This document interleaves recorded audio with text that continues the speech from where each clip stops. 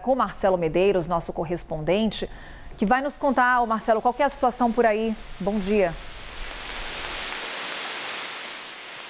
Olá, Carol, muito bom dia a todos. A tempestade tropical agora, ela está se aproximando aqui da região de Atlanta, cerca de 50 a 60 quilômetros daqui, então é aguardado que ela chegue por aqui nas próximas 1-2 horas, mas já traz consequências aqui para a região de Atlanta. Pelo menos 25 pessoas foram resgatadas ao longo da noite por conta de inundações, por causa de enchentes. A chuva é forte desde ontem à tarde, agora chove ainda bastante e o vento começa a se aproximar. A previsão é que os ventos aqui cheguem a ter uma força de 50 a 60 quilômetros por hora. Então, são esperados, por exemplo, quedas de energia, muitas quedas por causa de quedas de árvore aqui na região e também enchentes e inundações. Por isso, toda a região, não só de Atlanta, mas todo o estado da Geórgia está em alerta. Cerca de 2.200.000 pessoas estão sem energia nos estados da Geórgia, da Flórida e também nas Carolinas do Norte e do Sul. E 12 estados dos Estados Unidos estão também em estado de alerta por conta da tempestade tropical. Só para vocês terem uma ideia, ainda não se sabe exatamente qual que vai ser o caminho que ele vai fazer conforme ele for para o norte do país, mas deve atingir uma área que vai do estado de Indiana até Washington DC. Seria uma região mais ou menos aí, falando do Brasil, entre São Paulo e Brasília, ou seja, ao mesmo tempo, toda essa região que ficaria entre São Paulo e Brasília, aqui nos Estados Unidos, ela será atingida por fortes chuvas, fortes ventos e a previsão de muitas inundações ao longo de toda esta região. Então, estado de alerta em toda a região aqui da Geórgia, principalmente, que é por onde agora essa tempestade tropical se aproxima, e nas próximas horas teremos então aí atualizações de como essa tempestade chega e atinge aqui o estado. Carol. Aproveitar que você está conosco ao vivo para trazer a situação de momento aí nos Estados Unidos, com relação a esses alertas, Marcelo, como que eles são feitos para a população aí no país e com relação ao restabelecimento da energia elétrica. Quando falamos de milhares de famílias sem luz nesse momento, tem alguma previsão de restabelecimento do serviço por aí?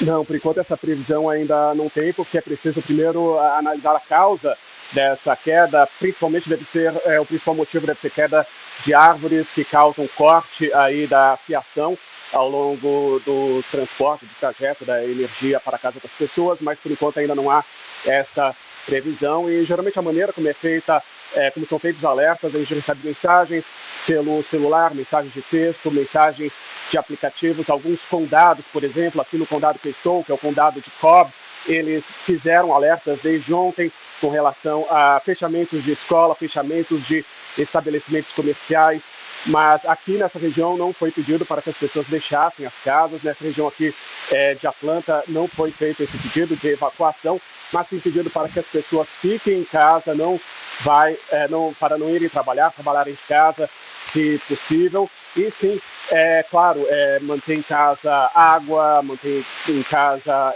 enlatados, mantimentos que não necessitem de refrigeração e também lanternas, velas, tudo que for necessário caso haja uma falta de energia elétrica. E aí, Marcelo, a gente também traz as imagens da Flórida. Temos a informação de que o furacão Helene, ele teve uma força histórica. A gente está falando aí de um furacão de categoria 4 que atingiu a região costeira dos Estados Unidos.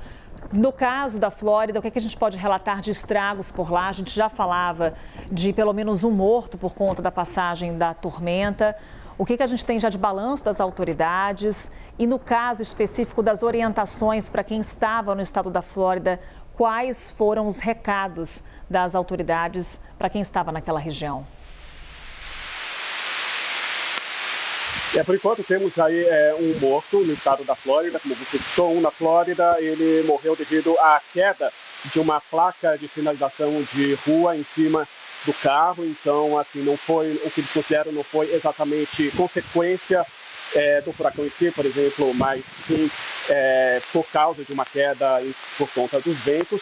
mas por enquanto é essa a única fatalidade que temos no estado da Flórida, mas há muitas pessoas realmente, muitas casas que ficaram inundadas, pessoas que estão desabrigadas, os números ainda não estão confirmados, as autoridades ainda estão pegando esses números, mas por enquanto as pessoas ainda devem se manter fora de suas casas, porque apesar do furacão ter passado, ainda há muitas enchentes que continuam na região, a possibilidade ainda de chuva também muito forte, então eles ainda não pediram para as pessoas voltar, todos devem ficar fora, algumas cidades foram praticamente totalmente evacuadas, então a expectativa agora é sim que, pelo menos conforme amanhecer, as autoridades terão uma ideia melhor de como que está esse estrago nas cidades que foram atingidas no norte da Flórida. Lembrando que foi o furacão mais forte, um dos furacões mais fortes a atingir o norte da Flórida nos últimos 100 anos. Então, são esperadas muitas consequências ali, que só vai poder ser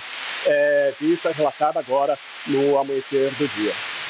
Obrigada, Marcelo Medeiros, trazendo as informações para a gente, direto dos Estados Unidos. Obrigada, Marcelo.